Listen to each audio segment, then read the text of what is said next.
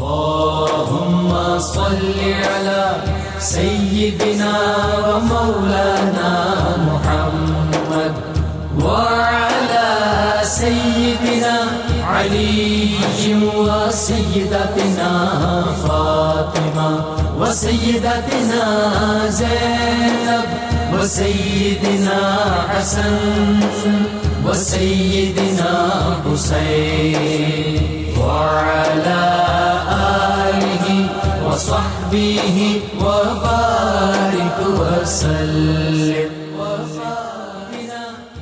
بسم اللہ الرحمن الرحیم. السلام علیکم ناظرین. پروگرام صبح نور کے ساتھ آپ کا میزبان نذیر احمد غازی حاضر ہے. ناظرین کرام، حضرت ابو انیس محمد برکت علی صاحب رحمہ اللہ کی تالیف اسماء النبی الکریم صلی اللہ علیہ وآلہ وسلم سے ایک اسم مبارک پڑھنے کی سعادت حاصل کر رہا ہوں. سیدنا دائم الزہد صلی اللہ علیہ وآلہ وسلم، ہمارے سردار ہمیشہ زہد اختیار کرنے والے، درود و سلام بھیجے اللہ آپ صلی اللہ علیہ وسلم، آپ کی آل پاک اور آپ کے صحابہ کرام پر. حضرت سعد بن سعد رضی اللہ تعالی عنہ بیان کرتے ہیں کہ ایک شخص رسول اللہ صلی اللہ علیہ وآلہ وسلم کی خدمت اقدس میں حاضر ہوا اور عرض کیا، یا رسول اللہ صلی اللہ علیہ وسلم، مجھے کوئی ایسا عمل بتائیں کہ جس کے کرنے سے میں اللہ تعالیٰ کا مقبول بندہ بن جاؤں اور لوگوں کی نظروں میں بھی میری عزت ہو. رسول اللہ صلی اللہ علیہ وآلہ وسلم نے فرمایا، دنیا کے معاملہ میں زہد اختیار کرو، تم اللہ کے محبوب بن جاؤ گے، اور دنیاوی مال و اسباب سے کنارہ کشی کر لو، تم لوگوں کی نظروں میں عزت والے ہو جاؤ گے. ناظرین کرام، آج ہم امت کی ایک ماں سیدہ ام المومنین ام حبیبہ رضی اللہ تعالی عنہا کی شخصیت، آپ کی عظمتوں کے حوالے سے، آپ کی سیرت و کردار کے حوالے سے گفتگو کرنے کی سعادت حاصل کریں گے. ناظرین کرام، یہ وہ ہستی ہے جنہوں نے 2 بار دین اسلام کی خاطر ہجرت کی، بڑی تکالیف بھی برداشت کی، اپنے والد اور قبیلے کو ناراض کیا، چھوڑ کر چلی گئی. اور پھر ناظرین کرام، کمال کا واقعہ ہوتا ہے کہ والد مدت کے بعد اپنی بیٹی سے ملنے مدینہ منورہ آتا ہے، اور والد بھی وہ جو مکہ کے بہت بڑا سرداروں میں شمار ہوتا ہے، بلکہ مکہ کے اہل قریش کا سب سے بڑا سردار، جب ملنے کے لیے آتا ہے اور گھر کے اندر داخل ہو کے بستر پہ بیٹھنا چاہتا ہے، بیٹی آگے بڑھ کر بستر کی چادر کو لپیٹ دیتی ہے. والد پوچھتا ہے کہ یہ بستر، چونکہ میں بہت بڑا سردار ہوں، میرے قابل نہیں یا میں بستر کے قابل نہیں؟ تو فرماتی ہیں کہ آپ بستر کے قابل نہیں، یہ بستر اتنا مقدس و مطہر ہے کہ یہاں تو ملائکہ آسمانی بھی آتے ہیں تو اس بستر کا ادب اور احترام اس کو اپنی آنکھوں سے بوسے دیتے ہیں. تو آپ چونکہ مشرک ہیں اور آپ پاک نہیں ہیں، اس لیے آپ کو اجازت نہیں دی جا سکتی. ناظرین کرام، سید عالمین صلی اللہ علیہ وسلم کی وہ جو حدیث پاک ہے، لا یؤمن احدکم حتی اکون احب الیہ من والدہ وولدہ والناس اجمعین، اس پہ مکمل عمل جو تھا وہ رسول اللہ صلی اللہ علیہ وسلم کی ازواج مطہرات، آپ کے صحابہ کرام، اور آج تک بھی اس شاک مصطفیٰ صلی اللہ علیہ وسلم کوشش کرتے ہیں اور اس پہ کار بند ہیں، اور اسی لیے ناموس رسالت پہ قربانیاں یہ امت دیتی رہی ہے، قیامت تک دیتی رہے گی. ناظرین کرام، کیسے ان کا نکاح مبارک ہوا رسول اللہ صلی اللہ علیہ وسلم سے، آپ کو ان کے ساتھ کیسے نکاح، کن حالات میں ہوا، کس بادشاہ کے دربار میں ہوا، جب وہ تشریف لائیں تو آپ نے کس طرح خوشی کا اظہار فرمایا، یہ ساری تفصیلات پہ گفتگو کرنے کے لیے میرے ساتھ شریک گفتگو 3 علمی شخصیات. پہلے مفتی اعظم 92، آپ ان سے واقف ہیں، مفتی محمد فاروق القادری، ان کے ساتھ نوجوان اسکالر، درجنوں کتابوں کے مصنف علامہ محمد احمد برکاتی، اور ان کے ساتھ ماہر اقبالیات اور وہ بھی کئی کتابوں کے مصنف ڈاکٹر طاہر امید تنولی. آپ تینوں کا بہت شکریہ. جی مفتی صاحب، سیدہ ام حبیبہ ام المومنین. بسم اللہ الرحمن الرحیم. حضرت سیدہ ام المومنین ام حبیبہ رضی اللہ تعالیٰ عنہا کو اللہ تعالیٰ نے روئے زمین کی خواتین میں سے چنا اپنے محبوب علیہ السلام کی معیت، خدمت کے لیے اور زوجیت کے لیے. سبحان اللہ. آپ کو اللہ تعالیٰ نے متعدد خصائص عطا فرمائے. ایک تو آپ ام المومنین ہیں، ساری امت کی ماں ہونے کا شرف حاصل ہوا آپ کو. سبحان اور جتنے اس امت کے ماں کے تعظیم اور توقیر اور فضائل اور خصائل ہیں وہ ساری آپ کی ذات میں جمع کر دیے۔ دوسرا، آپ عرب کی اور عرب میں سے قبیلہ قریش کی ان 6 خواتین میں سے ایک ہیں جنہیں نبی کریم علیہ السلام کی زوجیت کا شرف حاصل ہوا، قریش میں سے۔ تیسرا آپ کا شرف یہ ہے کہ نبی کریم صلی اللہ علیہ وسلم نے جب آپ سے نکاح فرمایا اس وقت بظاہر آپ قریب نہیں تھیں اور آپ سرزمین حبشہ میں موجود تھیں۔ یہ شرف بھی آپ کو ملا، آپ کے علاوہ کسی اور کے حصے میں نہیں آیا ٹھیک کہ وکیل کے ذریعے اس طرح نکاح ہوا۔ چوتھا، آپ کا خصوصی آپ کی شان یہ ہے کہ آپ صلی اللہ علیہ وسلم کی تمام ازواج میں سے سب سے زیادہ مہر جس زوجہ کو آپ صلی اللہ علیہ وسلم کی جانب سے ادا کیا گیا وہ یہی حضرت ام حبیبہ رضی اللہ تعالیٰ عنہا ہے۔ علامہ صاحب، آپ کے القابات بھی بڑے ہیں اور وہ 2 ہجرتوں والا کیا لقب ہے؟ جی، بسم اللہ الرحمن الرحیم۔ سب سے پہلے تو 92 چینل کی تمام انتظامیہ کے آپ کے ہم شکر گزار ہیں کہ ہمیں ہماری ماں کے بارے میں گفتگو کرنے کا شرف حاصل ہو رہا ہے۔ ساری امت کی ماں، ساری امت کی ماں ہیں اور قابل وہ فخر بے ماں مثل ماں ہیں جن کے بارے میں قرآن پاک نے فرما دیا یا نساء نبی لستن کاحد من النساء، اے حضور علیہ السلام کی ازواج تم عام عورتوں کی طرح نہیں ہو، تم عورتوں میں سے بے مثل ہو۔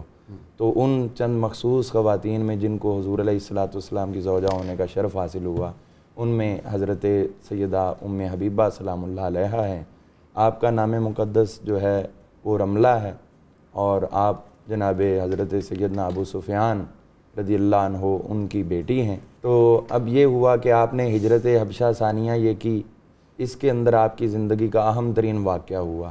آپ کے جو آپ فرما رہے ہیں القابات، تو آپ جو ہے وہ صاحبہ ذو الہجرتین بھی ہیں اور آپ فن تعبیر الرؤیا کی بہت بڑی ماہر بھی تھیں۔ اچھا جی، آپ نے جب حبشہ میں ہجرت فرمائی تو اس کے کچھ عرصہ بعد ان کے پہلے خامند نے عبید اللہ بن جہش نے ارتداد اختیار کر لیا، تو اس نے اختیار کرنا تھا تو رات کو آپ نے خواب دیکھا، اس میں اپنے خامند کی آپ کو انتہائی قبیح صورت نظر آئی جو انتہائی خطرناک قسم کی نظر آ رہی تھی۔ تو آپ نے صبح اٹھتے ہی اندازہ کیا کہ لگتا ہے کہ میرا خامند اب میرے دین پہ نہیں رہے گا۔ تو جب ان کے ساتھ گفتگو ہوئی تو اس نے ارتداد کی باتیں شروع کر دیں۔ تو یہ آپ نے جو خواب دیکھا اس کی تعبیر بھی خود ہی آپ کے ذہن میں آئی تو اسی طرح ہوا۔ اسی طرح آپ نے اس کے بعد ایک اور خواب دیکھا، خواب میں کسی نے آپ کو کہا ام المومنین۔ تو یہ خواب جب آپ نے دیکھا صبح اٹھی تو آپ اس نتیجے پر پہنچیں کہ آپ کہنے لگی کہ لگتا ہے کہ اب اس خواب کی تعبیر یہ ہے کہ میں حضور صلی اللہ علیہ وسلم کی زوجہ محترمہ کے درجہ پر فائز ہو جاؤں گی۔ سبحان تو اس حوالے سے آپ دیگر ازواج میں سے بلند مرتبہ رکھتی ہیں کہ تعبیر الرؤیا کی ماہر ہیں آپ۔ اس کے علاوہ جب آپ کی حضور صلی اللہ علیہ وسلم کی طرف سے پیغام پہنچا کہ میری شادی جو ہے وہ ان کے ساتھ نکاح کر دیا جائے تو وہ موقع بڑا دلچسپ تھا کہ ادھر حضرت عمر بن عاص جو کہ ابھی اس وقت حضرت نہیں تھے، کفار کی طرف سے پہنچے تھے حبشہ کے حکمران نجاشی رضی اللہ تعالیٰ عنہ کے پاس، قریش مکہ کے سفیر بن کر یہ واپس کریں ہمارے پاس۔ ہاں جی، تو ادھر سے عمر بن امیہ الدمری رضی اللہ عنہ یہ وہاں سے واپس نکلے، یہ حضور صلی اللہ علیہ وسلم کا پیغام پیش کر چکے تھے اور وہ حضرت نجاشی نے قبول کر لیا ہوا تھا ان کی سرکار دو عالم علیہ السلام کی نکاح کی صورت میں۔ تو وہ وہاں سے نکلے تو عمر بن عاص کہتے ہیں کہ میں نے کہا بھی اب یہ جس طرح شان سے نکل رہا ہے شان تو بنی نا، ایک تو حضور کے قاصد ہیں اور دوسرا جو پیغام دیا وہ فوری طور پر قبول ہوا تو آدمی کے اندر شرف اور فخر ہوتا ہے۔ تو کہنے لگے کہ اب اگر میں جاتا ہوں، میں نے اس کو باتوں میں اتار لیا نا اپنے شیشے میں نجاشی کو، تو جس طرح یہ اکڑ کے جا رہا ہے نا، اس نے کہا مانگو تو میں اس کی گردن مانگوں گا۔ اچھا، تو جیسے ہی اندر گئے اس کو جا کے سجدہ کیا اور اس کے ساتھ جو ہے وہ گفتگو بڑا اس کا القاب اور احترام کے ساتھ، اور کرتے کرتے وہ کہنے لگا یہ ہمارے پاس ہے بھاگے ہوئے یہ وہ فلاں لوگ، اور یہ ابھی جو نکل کے گیا یہ ہمارے پاس ہے، اس طرح کا ہے۔ جب باتیں کی تو نجاشی کے بارے میں یہ دیکھ نہیں رہا تھا کہ ان کو لمحہ بلمحہ غصہ آتا جا رہا ہے، اور جب انتہا پہ پہنچا تو وہ اپنے غصے میں بے قابو ہو کے اپنے چہرے پہ انہوں نے مکہ مارا، تو کہنے لگے کہ یہ اتنا غصہ مجھے لگا کہ شاید ان کے ناک کی ہڈی ٹوٹ گئی ہوگی۔ تو وہ کہنے لگے تم دیکھتے نہیں کہ وہ مجھے پیغام بھیج رہے ہیں اور میں ان کا غلام بن کے ان کے پیغام کو قبول کر رہا ہوں اور تم میرے سامنے ان کے خلاف باتیں کر رہے ہو. واہ واہ واہ. تو یہاں پر وہ کہتے ہیں کہ میرا دماغ ہل گیا, ابھی میں تو گردن مانگنی چاہ رہا تھا, یہاں مجھے دے کے خلاصی کرانا پڑے. رسول اللہ صلی اللہ علیہ وسلم, ڈاکٹر صاحب رسول اللہ صلی اللہ علیہ وسلم کے غلام پر یہی ہوتا ہے, وہ سن نہیں سکتے آپ کی شان پاک کے خلاف. آج تک بھی یہی ہے اس امت کا, اور میں سمجھتا ہوں یہ بڑا اعجاز اس امت کا ہے, اور یہ اسی لیے باقی ہے. اچھا جی, علمی طور پہ بھی بہت بڑی ان کی شان تھی. جی ہاں بالکل. سیدہ ام حبیبہ کی علمی طور پر بھی 65 احادیث آپ سے مروی ہیں, جن میں سے 2 متفق علیہ ہیں, جن پہ حضرت امام بخاری اور مسلم نے بھی روایت کی. باقی بالکل. اور سیدہ ام حبیبہ کے امتیازات جیسے ابھی بیان ہو رہے تھے, کچھ ایسی اللہ رب العزت نے آپ کو خصوصیات عطا کی جس میں کوئی دوسرا شریک نہیں ہے. مثلا ایک آپ کا یہ بھی شرف ہے کہ جتنے بھی ازواج ہیں ان میں نسباً سب سے زیادہ قریب سیدہ ام حبیبہ ہیں آپ صلی اللہ علیہ وسلم کے. اچھا جی, آپ سے زیادہ قریب کوئی نہیں, یعنی نسب کے لحاظ سے جو خاندانی تعلقات سب سے زیادہ قریب سیدہ ام حبیبہ ہیں. اچھا دوسرا آپ دیکھیں کہ سیدہ ام حبیبہ کا جو نکاح حبشہ کے اندر ہوا تو اس کے بعد حضرت خالد بن سعید نے آپ کے وکیل کے طور پہ گفتگو کی. اگر آپ اس گفتگو کو دیکھیں تو وہ ایک لحاظ سے آپ کے وکیل کے طور پر بھی گفتگو ہے, لیکن اس کے ساتھ ساتھ حاضرین مجلس, بادشاہ کے جو آیان مملکت, ان سب کے سامنے اسلام کا پیغام بھی ہے. یعنی اس خطبے میں آپ نے یہ بات, الگ نکاح کی بات ہو رہی تھی, آپ نے فرمایا هو الذی ارسل رسولہ بالہدی ودین الحق لیظہرہ علی الدین کلہ. اللہ نے اپنے رسول کو اس دین کے ساتھ بھیجا جس دین نے سب پہ غالب آنا ہے, وَلَوْ کَرِہَ الْمُشْرِكُونَ, چاہے یہ بات مشرکوں کو بری ہی کیوں نہ لگے. یعنی سیدہ ام حبیبہ کا نکاح بھی تھا, اور اسلام کے جو عظمت اور اسلام کی جو شان اور اسلام کا جو پیغام ہے اس کے ابلاغ کا ایک وہ بھی تھا.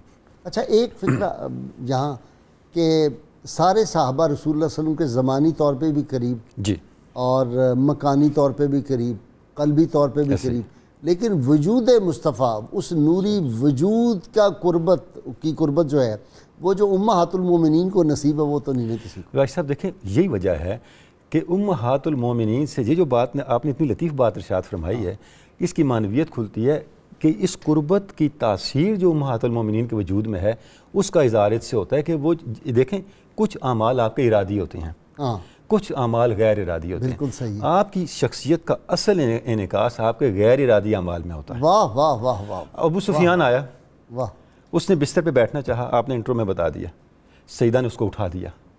وجہ کیا تھی؟ فرمایا آپ کے اندر رجس ہے.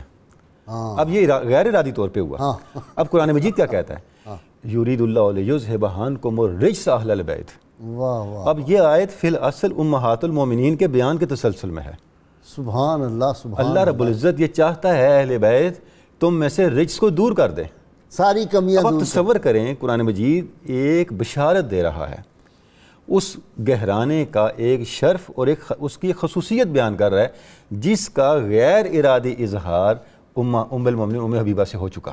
سبحان اللہ. اس میں ایک نقطے کا اضافہ بھی کر دیں کہ چونکہ یہ آیہ مبارکہ آئی امہات المومنین کے تسلسل میں ہے, لیکن اس کے باوجود اس میں جو آل پاک موجود ہیں حسنین, کیونکہ ہنکم کے اندر مذکر کا صیغہ ہے کہ مرد اور عورتیں سب شامل ہیں, حسنین کریمین سید علی وہ سب اس میں شامل ہیں, سیدۃ النساء اس میں, ورنہ صرف خواتین ہوں گی اور یہ مذکر کا ذکر کدھر جائے گا. مفتی صاحب ذرا مجھے سمجھائیں, یہ جو ڈاکٹر صاحب نے بات کی عمومی طور پہ تو یہ سمجھا جاتا ہے کہ یہ صرف ان اہل بیت اطہار پنجتن پاک کے نہیں, یہ آیت در حقیقت یہ امہات المومنین کے بارے میں آئی. جی, اس آیت کا بنیادی نزول بالکل مفسرین اکرام نے لکھا ہے. اس آیت کا سیاق و سباق دیکھیں, بات ہی امہات المومنین کی ہو رہی ہے. اچھا, اور انہی کی عظمت و شان کے بیان میں یہ آیت اتری ہے. نبی کریم علیہ السلام نے بطور خاص دعا کر کے حسنین کریمین اور ان کے والد اور والدہ گرامیہ کو بھی اس آیت کے فضائل میں شامل کیا. نبی کریم علیہ السلام نے بطور خاص دعا کر کے اس آیت کے فضائل میں حسنین کریمین ان کے والد اور والدہ گرامیہ کو اس میں شامل کیا. حضرت ام حبیبہ کو اللہ تعالیٰ نے ادراک اور جو آپ نے علم کی بات کی وہ بھی بڑا خاص عطا فرمایا. ذرا وہ بتا دینا کہ ہاتھ لمبا, سیدہ عائشہ صدیقہ رضی اللہ تعالیٰ کہتی ہے کہ ہم ایسے کرتے تھے, دیوار پہ سایہ وہ ہاتھ کا آ جاتا ہے نا, تو ہم اس طرح رکھ کے ناپا کرتی تھی کہ کس کا ہاتھ لمبا ہے. لیکن ان کے وصال کے بعد سمجھ آئی کہ لمبے ہاتھ سے مراد کیا تھی. بالکل ایسے ہی آپ نے پورا واقعہ سنانا ہے, بڑا دلچسپ ہے. زینب ام المساکین سے متعلق جو واقعہ آپ ذکر کر رہے ہیں. حضرت ام حبیبہ رضی اللہ تعالیٰ عنہا کو جب آ کر وہ نکاح کے پیام جو حبشی نجاشی کی طرف سے لے کر آئیں، وہ ابرہہ تھیں ان کی خادمہ. جب یہ پیغام پہنچا اور ان کے خواب کی تعبیر اور بشارت ظاہر ہو گئی تو حضرت ام حبیبہ اتنی خوش ہوئیں کہ خوشی کے اس عالم میں آپ نے اپنے زیورات اور قیمتی اشیاء بطور تحفہ ابرہہ کو پیش کر دیے. پھر حضرت ام حبیبہ کی یہ بھی خصوصی فضیلت تھی اور خصوصی شرف تھا کہ آپ کو بڑا خیال تھا اس امت کی اصلاح اور تربیت کا. انہوں نے وہ سارے واپس کر دیے لیکن گفٹ ساتھ اور خوشبوئیں بھیجی اور چیزیں بھیجی. جی تو انہوں نے کہا میں ایک اور پہلو بات کر رہا ہوں کہ اس امت کی اصلاح اور تربیت جو ماؤں کا کردار ہونا چاہیے. آج کی ماؤں کے لیے یہ ضروری ہے کہ ان ماؤں کے اسوہ سے سیکھ کر اپنی اولاد میں یہ منتقل کریں. وہ یہ کہ جب آپ کے والد گرامی کا انتقال ہوا تو آپ نے 3 دن جب گزرے تو سوگ سے اٹھیں اور خوشبو لگائی جو زعفران کی لگایا کرتی تھی رنگ والی. وہ لگائیں تو کسی نے کہا جب 3 دن ہوئے آپ نے خوشبو لگا لی. فرمانے لگی کہ نبی کریم صلی اللہ علیہ وسلم نے یہی فرمایا تھا کہ کوئی فوت ہو جائے تو اس کا سوگ صرف 3 دن ہے. ہاں کسی عورت کا خامند فوت ہو جائے تو اس کا سوگ 4 ماہ اور 10 دن کے لیے ہے، وگرنہ عام حالات میں دیگر رشتہ داروں میں باپ والدہ کوئی فوت ہو جائے، بھائی فوت ہو جائے، بہن فوت ہو جائے، صرف 3 دن سوگ ہے. یہ امت کی آپ نے تربیت فرمائی. پھر ایک خاص حدیث پاک جو آج ناظرین کے لیے تحفہ ہے. حضرت ام حبیبہ رضی اللہ تعالیٰ عنہا نے ایک بات سنی نبی کریم علیہ السلام کی زبان اطہر سے، جو مسند امام احمد بن حنبل میں حدیث ہے.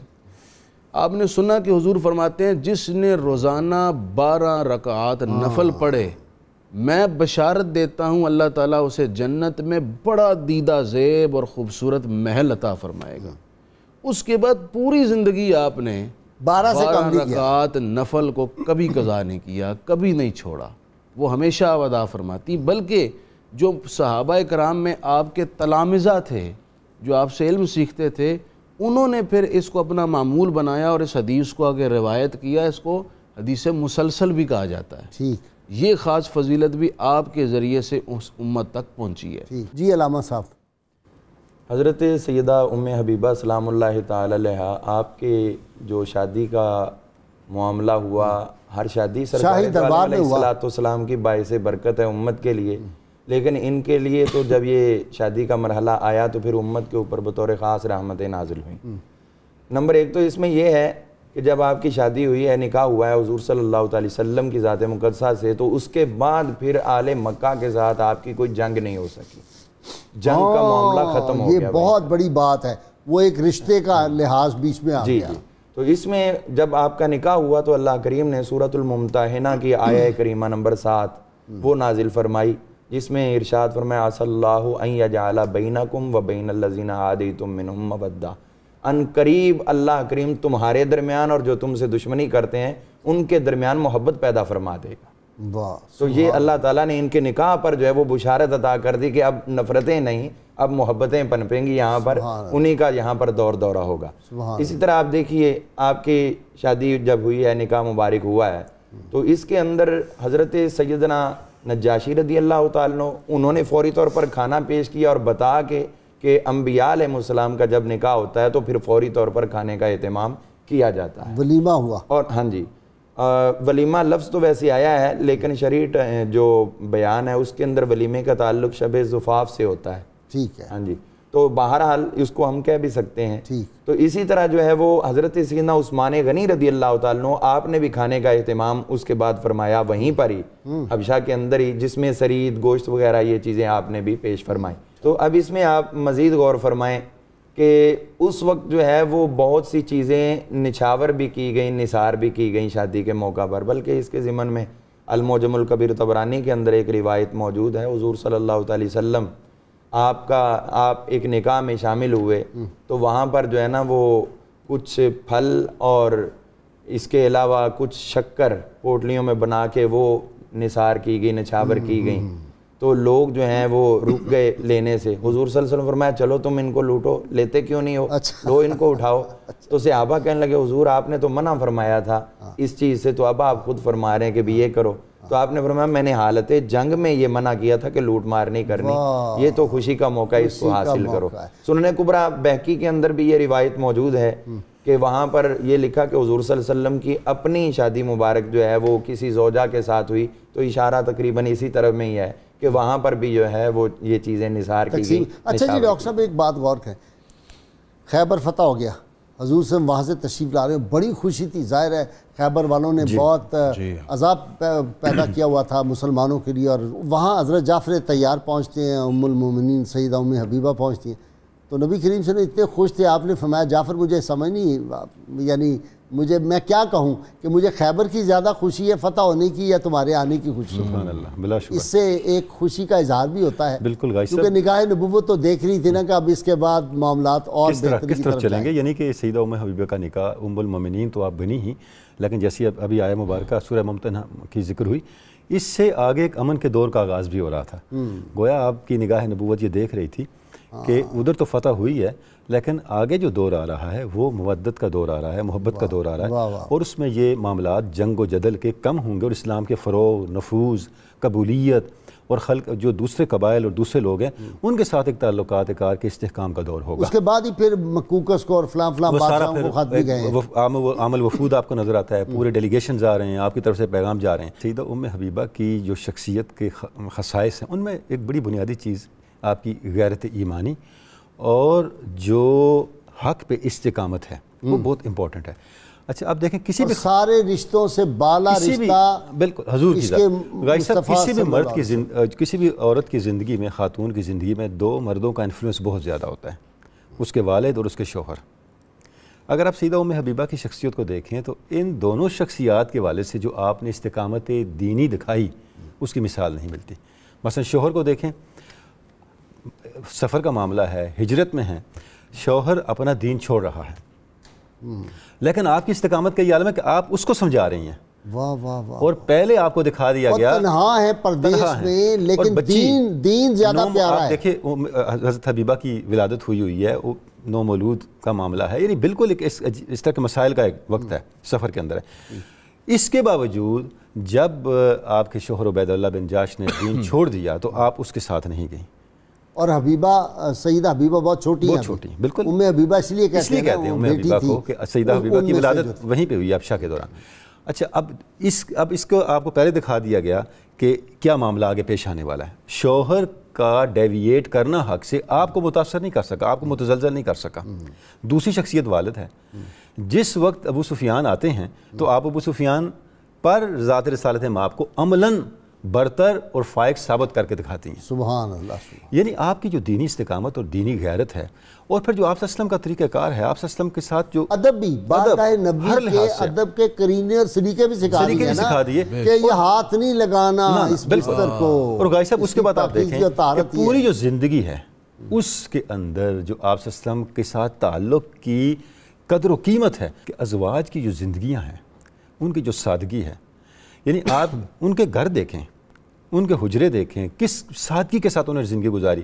سعید ابن مسیب سے ہمیں واقعہ ملتا ہے کہ آپ سے بات یہ پہنچی کہ آپ کے زمانے میں جب ولید بن عبد الملک نے یہ آرڈر جاری کیا کہ ازواج کے جو حجرے ہیں ان کو مسجد نبوی میں شامل کر دیا جائے, تو وہ رو پڑے اللہ کہ اتنے سادہ حجرے, اور اب مادیت کا اتنا زمانہ آ چکا ہے, کاش کہ ان کو مسجد نبوی میں شامل نہ کیا جاتا. آنے والے لوگ دیکھتے کہ ازواج کا طرز حیات کیا تھا.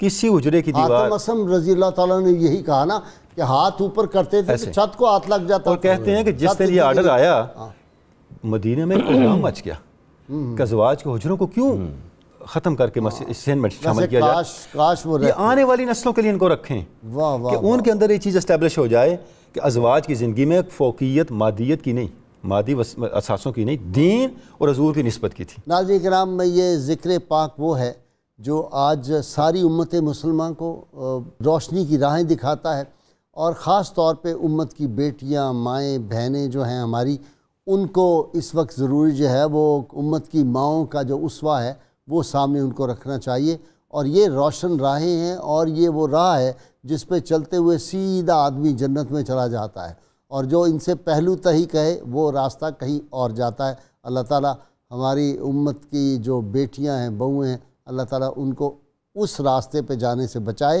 اور امہات المومنین کے جو نقوش قدم ہیں ان پہ اپنی پیشانیوں کے بال چلنے کی توفیق عطا فرمائے۔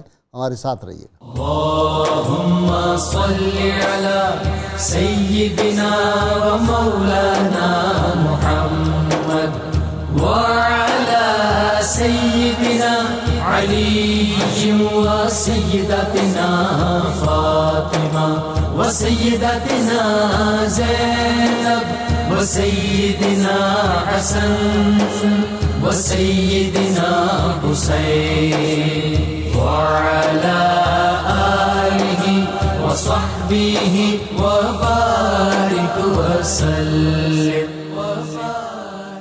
اللهم صل على سيدنا ومولانا محمد وعلى سيدنا علي وسيدتنا فاطمة وسيدتنا زينب وسيدنا حسن وسيدنا حسين وعلى آله وصحبه وبارك وسلم۔ اللهم صل على ویلکم بیک ناظرین کرام۔ ام المومنین سیدہ ام حبیبہ، مجھے تو نام ہی جب آتا ہے تو ایک کیفیت طاری ہو جاتی ہے۔ ایک دفعہ آپ نے فرمایا صلی اللہ علیہ وسلم نے کہ جو کسی دکھ اور نقصان کے موقع پر پڑھے انا للہ و انا الیہ راجعون اللہم اجرنی فی مصیبتی واخلف لی خیر منہا، تو جب ام سلمہ رضی اللہ عنہا کے شوہر ابو سلمہ فوت، انہوں نے یہ پڑھ دیا، پڑھنے کے بعد کہنے لگی میرا شوہر تو خود سب سے اعلیٰ ہے، میں نے یہ کیا پڑھ دیا؟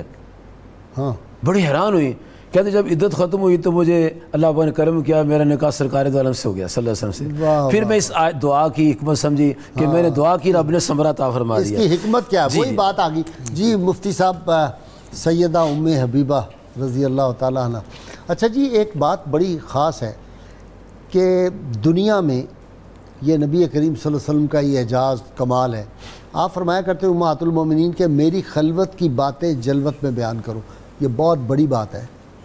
بسم اللہ الرحمن الرحیم۔ غازی صاحب بالکل کہتے ہیں کہ جو بیوی اپنے شوہر کو سمجھ سکتی ہے، اور انسان کا اگر اصلی روپ کسی نے دیکھنا تو اس کے بیڈ روم میں ہوتا ہے، تو رسول کریم صلی اللہ علیہ وسلم کا یہ ارشاد جو ہے یہ آپ کی اس اسوہ کاملہ کی نشاندہی ہے کہ جو اللہ کریم نے اس کا اسوہ حضور کی ذات کو ہم سب کے لیے قیامت تک آنے والے مسلمانوں کے لیے اسوہ کامل بنایا ہے۔ تو یہ وہ ہستی ہے کہ جن کا ظاہر باطن، جن کی جلوت خلوت جو ہے اس کا وہی انداز ہے کہ اس میں اللہ تبارک و تعالیٰ کی رحمت اور حضور کے جو اخلاق حسنہ ہیں وہ سامنے آتے ہیں۔ حضرت سیدہ ام حبیبہ رضی اللہ تعالیٰ عنہ کی ہم اگر بات کریں تو آپ دیکھیے انہوں نے اس وقت تلاش حق شروع کی کہ جب ان کے گھر میں کوئی ایسا ماحول نہیں تھا، اور اللہ تعالیٰ نے ان کو عطا بھی کر دی، کلمہ پڑھ لیا، اسلام میں آ گئیں۔ پھر وہ ہجرت کا مرحلہ جو آیا وہ ایک بڑا کٹھن مرحلہ تھا، اپنا گھر چھوڑنا، علاقہ چھوڑنا، سارا کچھ اس میں بھی وہ چھوڑ دیا۔ اس کا مطلب ہے کہ ان کا جو عزم ہے، ان کی جو استقامت ہے وہ بڑی اللہ تعالیٰ نے ان کو عطا فرمائی۔ اور آپ نے جو شروع میں ایک بات کی وہ بڑی خوبصورت ہے کہ ان پاکیزہ روحوں کا انتخاب اللہ تبارک و تعالیٰ پہلے فرما لیتے، لیکن اس میں حکمتیں ہوتی ہیں کہ کب کس ہستی نے کس بارگاہ میں حاضر ہونا، یہ اللہ تعالیٰ کی حکمت اور مشیت پر منحصر ہوتا ہے۔ تو وہ حبشہ چلی گئیں، شوہر ساتھ تھا، تو خواب میں دیکھا کہ اس کا چہرہ جو تھا وہ بڑا ڈراؤنا اور بہت خوفناک ہو گیا، اور وہ دریا میں ڈوب رہا۔ تو جو بات انہوں نے پھر جب وہ حالت بدلنے لگے نا تو انہوں نے اس کو وہ خواب سنایا، ڈرایا کہ شاید یہ وہ حالت چھوڑ دے اور واپس اپنے اسی مذہب اسلام پر قائم رہے۔ جب نہیں کہا تو ان کی استقامت دیکھی گئی سب، پردیس ہو، ایک ہی سہارا شوہر کا ہو، وہ بھی چھوڑ جائے، اور پھر اس حالت میں بھی ایک چھوٹی سی بچی بھی گود میں ہو، اس کے باوجود دین حق سے ایک سر منہ بھی ان کا انحراف نہیں کیا۔ یہ بہت بڑی استقامت کی بات ہے۔ اور پھر اسی کا یہ صلہ تھا کہ خواب دیکھا، کوئی کہہ رہا یا ام المومنین، اے مومنوں کی اماں جان، کہتی میں بڑی حیران ہوئی کہ مجھے ام المومنین کہا جا رہا ہے۔ پھر اس سے میں نے یہ تعبیر نکالی کہ مجھے حضور اپنی غلامی میں قبول فرمانے والے۔ یہ تعبیر آگے جی جناب بغدادی صاحب، آپ نے وہ شروع میں بات کی کہ آپ علیہ الصلوۃ والسلام نے جو اصول بیسک پرنسپلز آف لائف مہیا کیے اور اپنی محبت اور دین کے حوالے سے، آپ ان کی امپلیمنٹیشن کا ایک عملی تفسیر تھی۔ قرآن پاک میں اللہ رب العزت فرماتے ہیں الذین قالوا ربنا اللہ ثم استقاموا تتنزل علیہم الملائکہ۔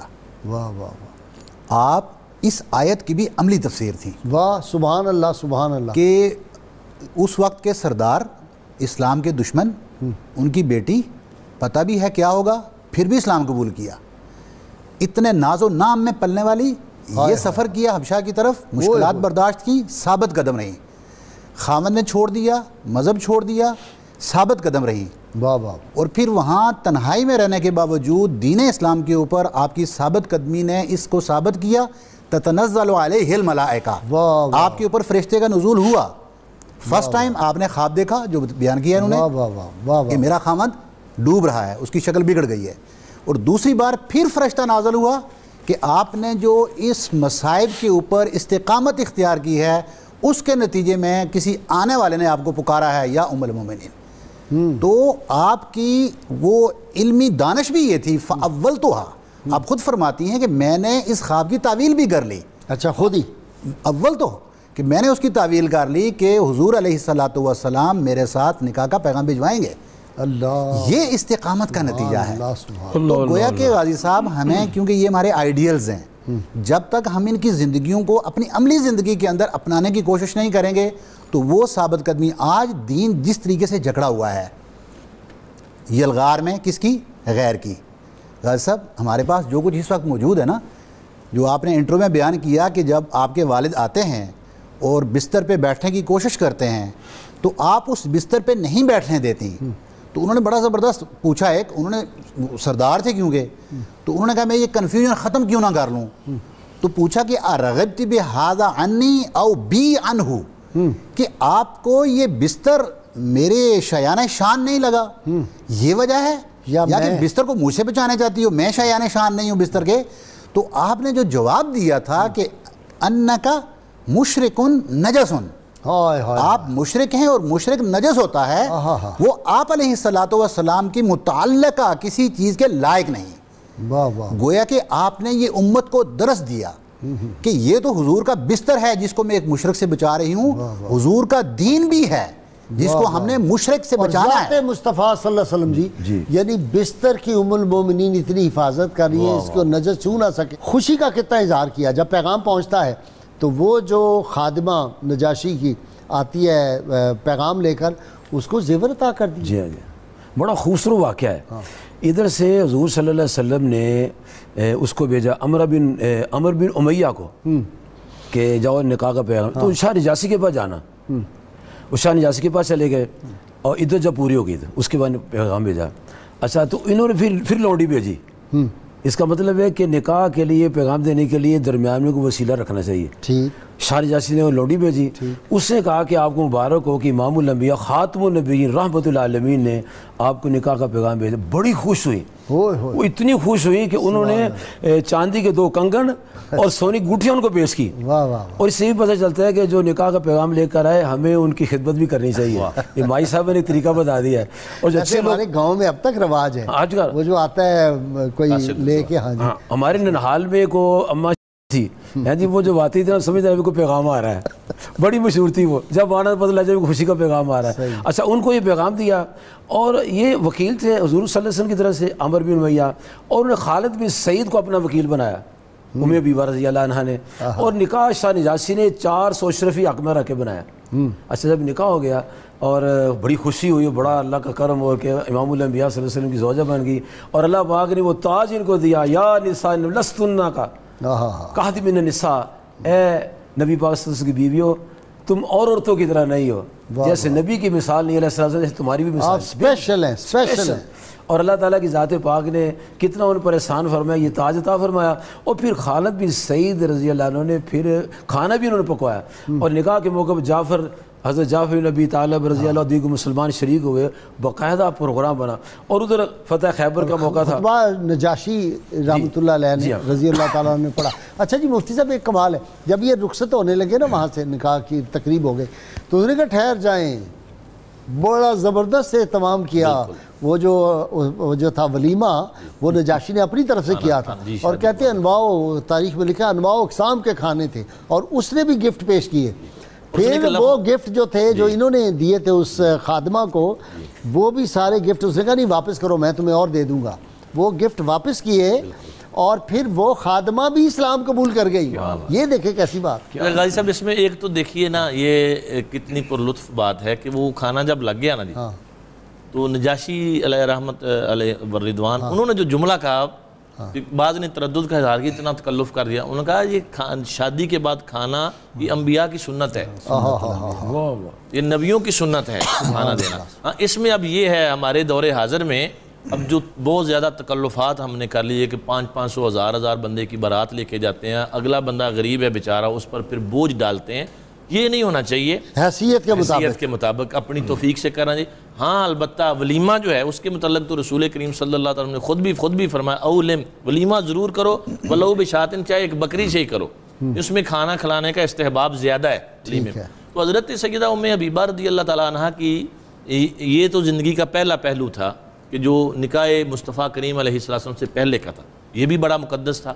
اور جب پھر حضور کی خدمت اقدس میں حاضر ہو گئیں پھر تو مرتبے اور مقام کو 4 چاند لگ گئے, اور ان کی طبیعت میں عمل کا جذبہ بہت تھا. جو بات حضور سے سنتی پھر زندگی بھر اس پہ عمل نہ چھوڑتی.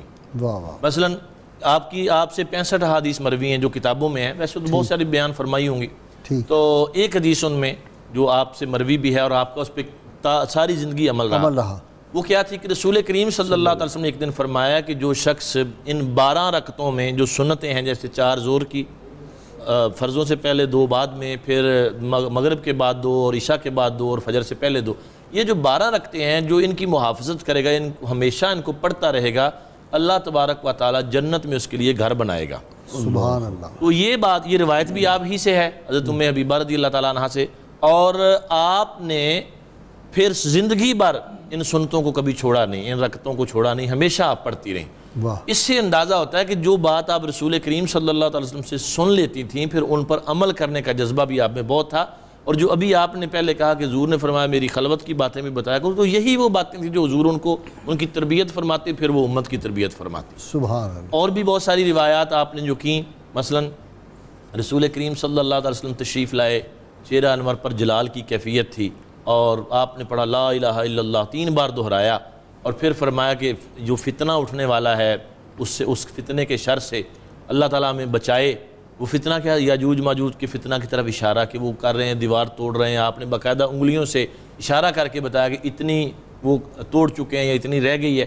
تو پھر آپ نے پوچھا کہ جب وہ حملہ کریں گے تو کیا ہوگا, فرمایا سب ہلاک ہو جائیں گے.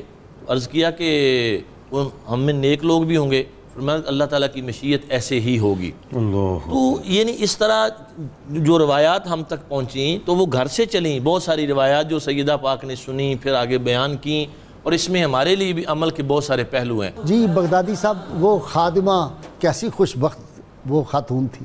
غازی صاحب واقعی آپ الفاظ جو بیان کرتے ہیں نا, آپ کا ایک لفظ بھی پھر ہمیں اس کی شرح کرنی پڑتی ہے, بس اس سے زیادہ نہیں ہوتا.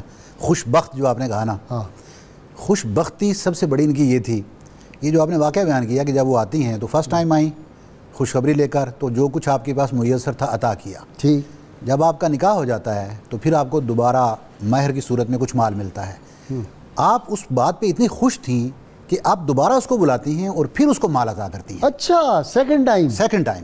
جب سیکنڈ ٹائم اس کو دیتی ہیں تو وہ اس بات پر پھر انکار کرتی ہیں. اچھا, کہ میرے پاس تو سب کچھ موجود ہے اور میرے مالک نے مجھے منع بھی کر رکھا ہے اس بات سے, لیکن قد اتبعت دین محمد صلی اللہ علیہ وسلم. یہ ابراہ کہتی ہیں کہ میں تو دین محمد کی پیروی کر چکی ہوں.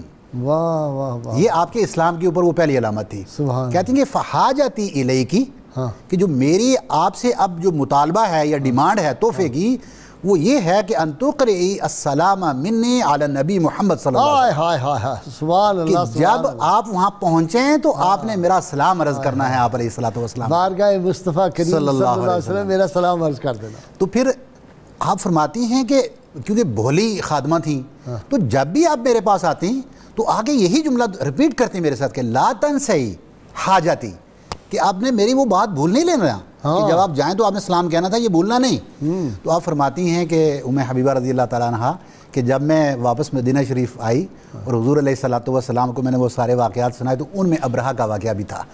تو اس وقت پھر میں نے ابرہہ کا سلام آپ علیہ الصلوۃ والسلام کو پیش کیا اور آپ علیہ الصلوۃ والسلام مسکرائے اور فرمایا وعلیہ السلام ورحمۃ اللہ وبرکاتہ۔ یہ وہ خوش بخت ہیں کہ جن کو آپ علیہ الصلوۃ والسلام نے اپنی زندگی کے اندر سلام پہنچ گیا۔ آپ کا سلام پہنچنے کا مطلب یہ ہے جنت مل گئی، جنت مل گئی۔ تو آپ کا جو آپ کے اوپر صلاۃ و سلام پڑھنا ہے وہ تو حدیث مبارکہ سے آج بھی ثابت ہے، آج بھی آپ پڑھیں گے تو آپ سے جواب ملے گا۔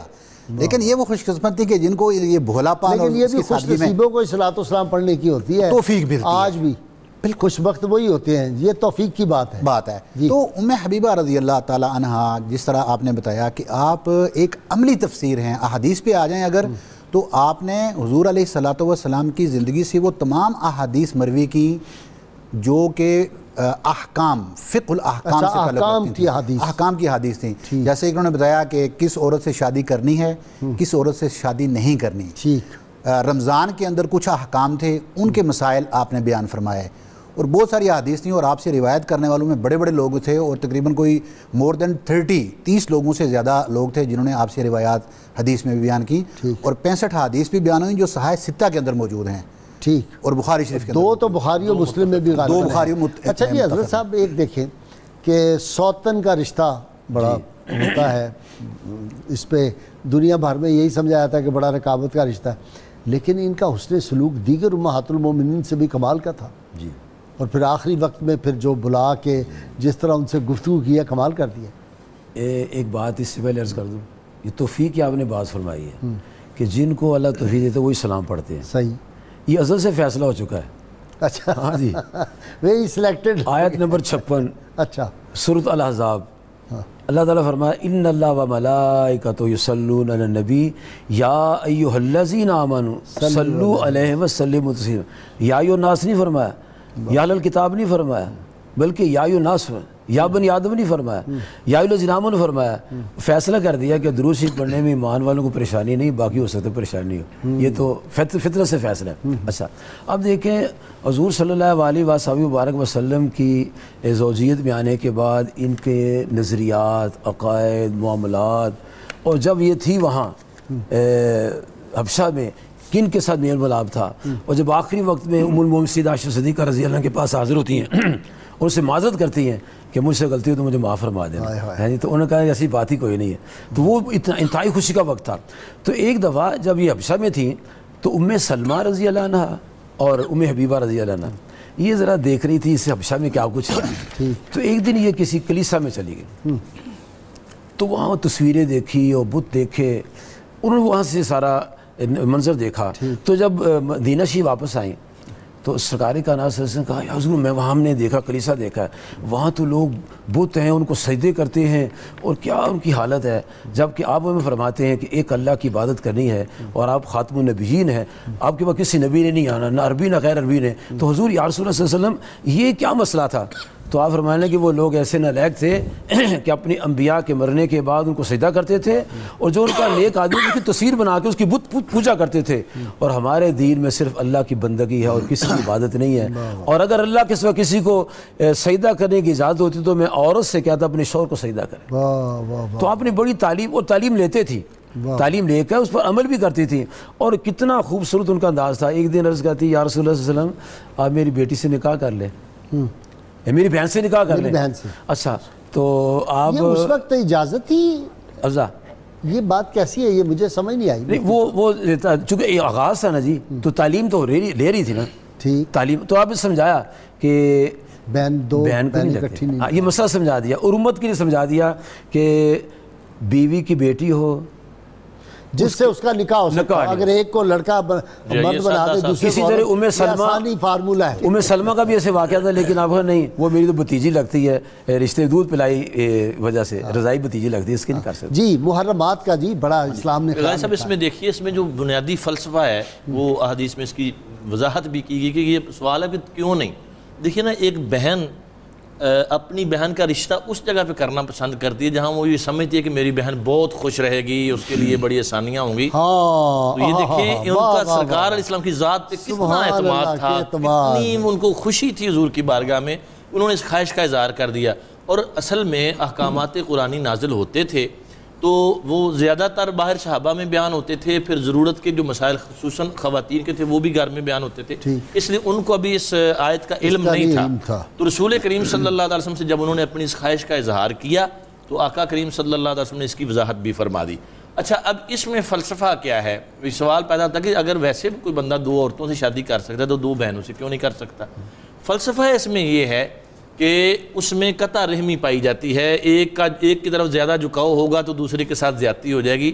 اللہ کو یہ قطع رحمی پسند نہیں ہے، اس لیے یہ وہ خاص رشتے بہنوں میں کسی قسم کی ذرا سی شکر انجیری نہیں آنی چاہیے۔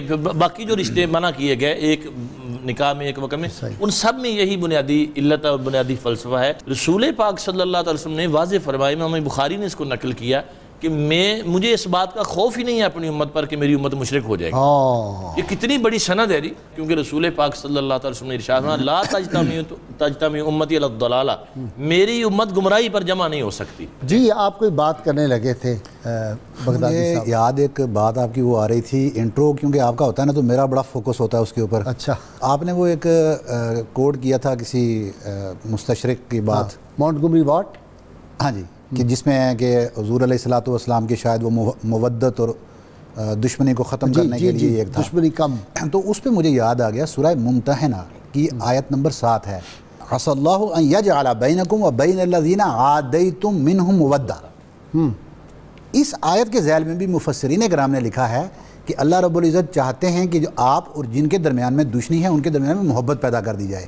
تو یہ وہ محبت تھی، اور اسی کے ذیل میں اسی طرف اشارہ ہے حبیبہ رضی اللہ عنہ کی شادی کی طرف یہ اشارہ تھا، اور واقعی ابو سفیان ڈھیلا پڑ گیا اس کے بعد۔ اب غازی صاحب اس پروگرام میں اس کے توسط سے، کیونکہ ایک بات اس کی جو ہوتی ہے وہ ہماری ہے یہ ہے امپلیمنٹیشن، ہمیں زندگی کے اندر سیکھنا ہے اور اس کو عملی جامہ پہنانا ہے۔ صحیح، جیسے آپ نے کہا کہ وہ عملی تفسیر تھی، تو ہمیں بھی یہ درس ملتا ہے کہ ہم بھی ان کے عمل سے اسی طرح سیکھ کر حضور علیہ الصلوۃ والسلام کی سنت کو اپنی زندگی میں اپنائیں، اور وہ خرافات جو اس وقت معاشرے کے اندر پائے جاتے ہیں رسم و رواج کی وجہ سے، ان کو سنت کے مقابلے میں اگر آ جاتے ہیں تو چھوڑ دیا جائے۔ یہ دیکھیں اسلام میں الحب فی اللہ والبغض للہ، محبت بھی اللہ کے لیے اور بغض بھی اللہ کے لیے۔ امام غزالی رحمہ نے یہ بڑا خوبصورت واقعہ لکھا ہے، اور اشیت علامات میں شیخ کے موقع اس کو نو فرماتے ہیں۔ امام غزالی فرماتے ہیں ایک آدمی نان بھائی سے محبت کرتا ہے، ایک آدمی مولوی سے محبت کرتا ہے۔ نان بھائی سے محبت اس لیے کرتا ہے کہ یہ کھانا اچھا پکاتا ہے، جب یہ اچھا کھانا پکائے گا تو میں علماء کو صلحاء کو کھلاؤں گا، وہ خوش ہوں گے۔ تو امام غزالی فرماتے ہیں شیخ کے موقع فرماتے ہیں یہ محبت اللہ کے لیے۔ واہ واہ واہ۔ ام المومنین سیدہ عائشہ صدیقہ طیبہ طاہرہ رضی اللہ عنہا، آپ سرکار دو عالم سے باہر تشریف لے گئے ہوئے ہیں، 3 دن کے بعد آئے۔ جب 3 دن کے بعد آئے تو پوچھا آپ نے کھانا کھایا ہے؟ یہ بھی آپ پوچھتے تھے، ازواج سے کھانا کو پوچھتے آپ نے کھانا کھایا؟ واہ، اس کا مطلب ہے شوہروں کو پوچھنا چاہیے گھر آ کے کہ بیوی سے کہ کھانا کھایا تم نے؟ آپ نے پوچھا کھانا کھایا ہے؟ عرض کیا تو آپ نے دیا ہوتا کھایا ہوتا۔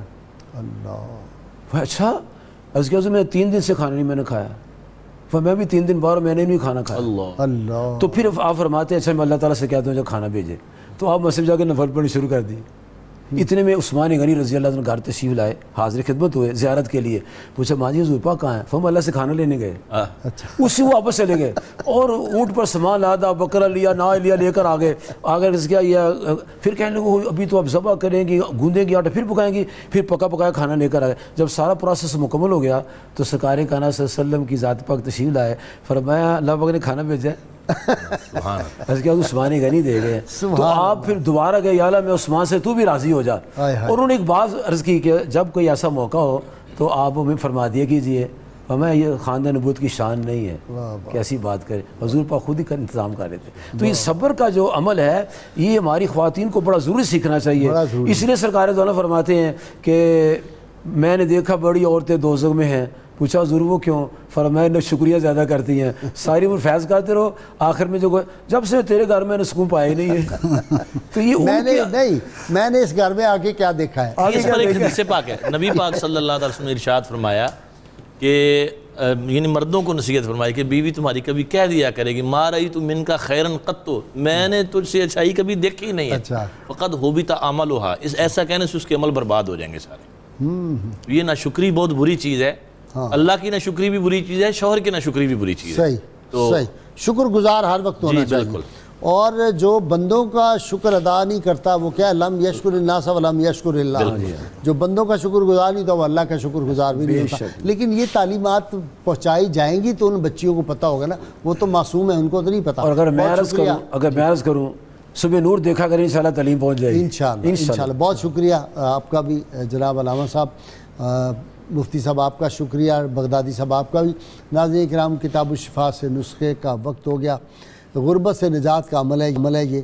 جو شخص روزانہ سورہ کاف کی ابتدائی اور آخری 10 آیات کی تلاوت کا معمول بناتا ہے تو اللہ تعالیٰ اسے غربت سے نجات عطا فرماتا ہے۔ شرط یہ ہے کم از کم 11 مرتبہ کوئی بھی درود پاک جو آپ کو آتا وہ ضرور پڑھیں۔